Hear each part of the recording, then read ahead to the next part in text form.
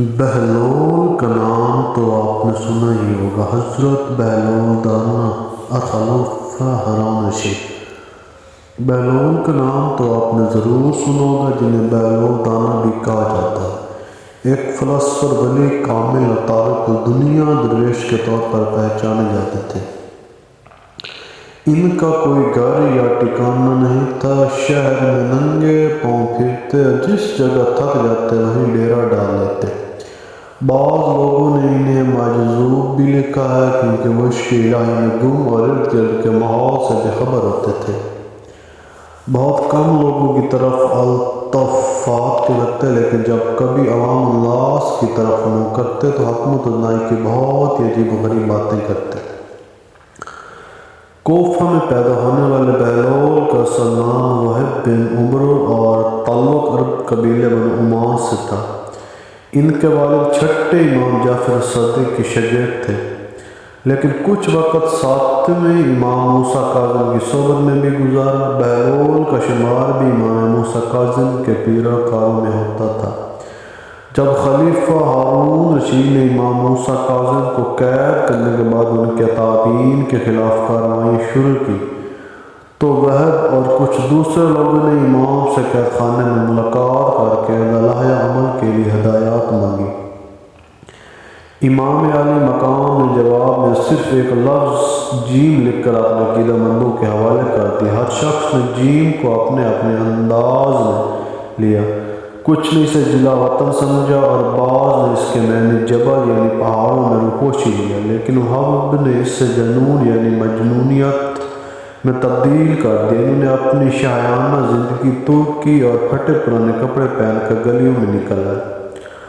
خلیفہ ہارون رشید سے ان کی ملاقات 188 ہجری میں خلیفہ کے سفر حج کے دوران کوفہ میں ہوئی، جس کا ذکر امام ابن کثیر نے بھی کیا۔ بہلول نے ہارون کو جو نصیحتیں کی، ان سے متاثر ہو کر وہ انہیں اپنے ساتھ بغداد لے آیا اور پھر بہلول کا ٹھکانہ بغداد کی گلیوں ہی رہی۔ بہلول کا مزار بھی بغداد میں ہی ہے، جس کے گوشے کے بارے میں مشہور ہے کہ وہاں سکھ مذہب کے بانی گرو نانک نے چلہ کاٹا تھا۔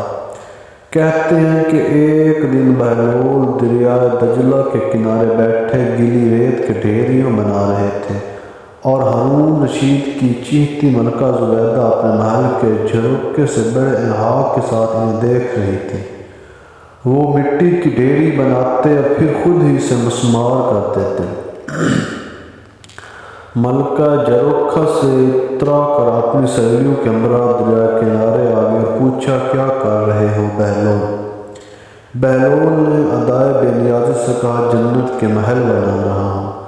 ملکہ نے سوال کیا، اگر کوئی تم سے یہ محل خریدنا چاہے تو فروخت کرو گے؟ بہلول نے کہا، ہاں ہاں، کیوں نہیں، میں بناتا بھی ہوں اور فروخت بھی کرتا ہوں۔ ملکہ نے پوچھا، بتاؤ ایک محل کی قیمت کیا ہے؟ بہلول نے بے سختہ 3 درہم، بعض لوگوں نے 1 درہم بھی لکھا ہے۔ ملکہ کے حکم پر بہلول کو 3 درہم اسی وقت ادا کر دیا گیا۔ یہ واقعہ ملکہ نے اپنے شوہر خلیفہ ہارون رشید کو بتایا، جسے خلیفہ نے مذاق میں ٹال دیا، لیکن رات کو ہارون نے خواب میں جنت کے مناظر دیکھے، جن میں آبشاروں اور مرغزاروں کے علاوہ خوبصورت محلات بھی شامل تھے۔ سرخ یاقوت کے ایک محل پر اس نے زبیدہ کا نام بھی لکھا دیکھا۔ ہارون نے سوچا کہ دیکھو تو صحیح، کیونکہ یہ میری بیوی کا گھر ہے۔ وہ محل میں داخل ہونے کے لیے جیسے ہی دروازے پر پہنچا، دربان نے اسے روک لیا۔ ہارون رشید کہنے لگا، اس پر تو میری بیوی کا نام لکھا ہے، اس لیے مجھے اندر جانا ہے۔ دربان نے کہا، نہیں،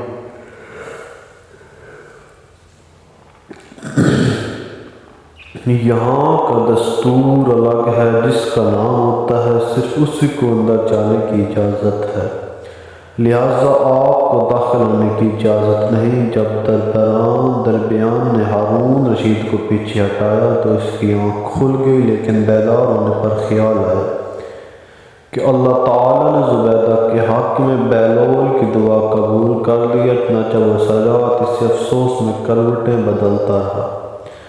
اگلی شام وہ بہلول کو تلاش کرتا دریائے کنارے پہنچ گیا۔ بہلول ایک جگہ بیٹھے اسی طرح مکان بنا رہے تھے۔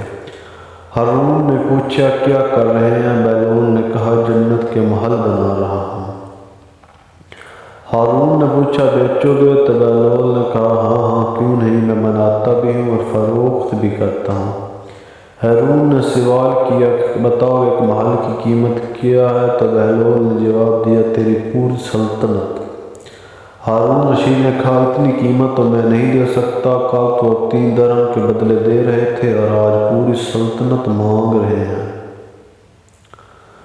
بہلول دانا نے کہا خلیفہ کل بن دیکھے معاملہ تھا اور آج تم محل دیکھ کر آیا۔ خلیفہ یہ سن کر مایوسی سے گھٹنوں کے بل بہلول دانا کے سامنے بیٹھ گیا اور کہنے لگا حضرت آپ مجھ سے میری ساری سلطنت لے لیں، مجھے ایک محل دے دے۔ جب بہلول دانا نے خلیفہ کی عاجزی دیکھی تو کہا میں تمہاری سلطنت کا کیا کروں گا؟